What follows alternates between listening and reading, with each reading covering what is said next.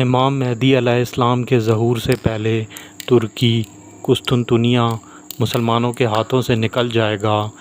جس سے متعلق احادیث موجود ہیں۔ موجودہ روس یوکرائن کی جنگ کے اعتبار اور زمینی جغرافیائی حوالے سے حدیث نبوی صلی اللہ علیہ وآلہ وسلم 1400 سال پہلے کی گئی پیش گوئی ہے، جو ترکی قسطنطنیہ سے متعلق ہے۔ ترکی ایک ایسا مسلمان ملک ہے جو یورپ اور مڈل ایسٹ کے بیچ ایک راستہ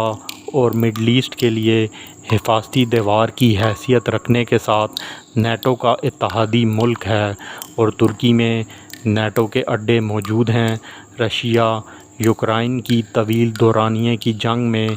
اگر امریکہ، یورپ، نیٹو ترکی کے زمینی یا سمندری راستے سے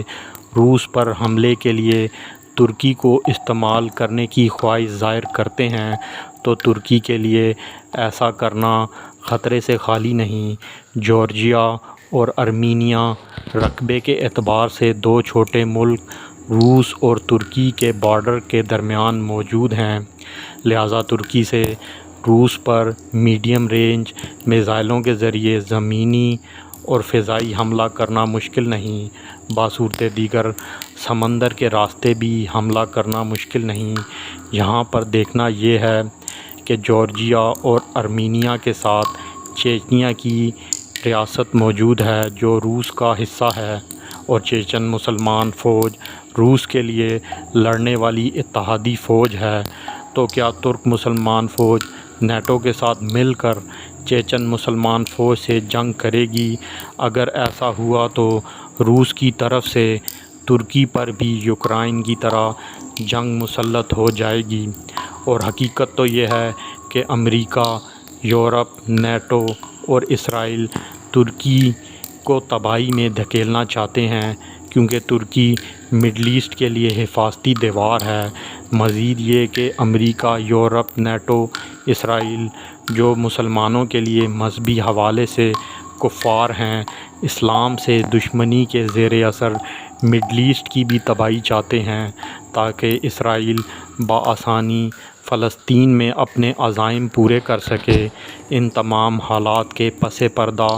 روس کا رویہ بھی مشکوک ہے، کیونکہ روس براہ راست امریکی دشمنی سے نپٹنے کے بجائے اس خطے میں یوکرائن کی جنگ گھسیٹ رہا ہے۔ غرض یہ کہ اس تمام میدان سجنے کے متن میں اگر ترکی روس پر حملے کے لیے اپنی سرزمین استعمال نہیں ہونے دیتا اور نیٹو سے بغاوت کرتا ہے، یا اس معاملے میں روسی موقف کی حمایت کرتا ہے، تو بھی امریکہ، یورپ، نیٹو، اسرائیل ترکی کی تباہی کے خواہش مند ہوں گے، وہ چاہے پھر جنگ مسلط کر کے ہو یا کسی اور حربے کا سہارا لیا جائے۔ لہٰذا ترکی کا مسلمانوں کے ہاتھوں سے نکل جانا اور دوبارہ حاصل کرنا امام مہدی علیہ السلام کے ظہور سے پہلے اور بعد کی نشانیاں ہیں۔ اپنی رائے کا اظہار کمنٹ باکس میں ضرور کریں، اور آنے والے مزید اپلوڈ کے لیے چینل کو لائک، سبسکرائب اور شیئر ضرور کریں، اور بیل آئیکن کے بٹن کو دبا لیں۔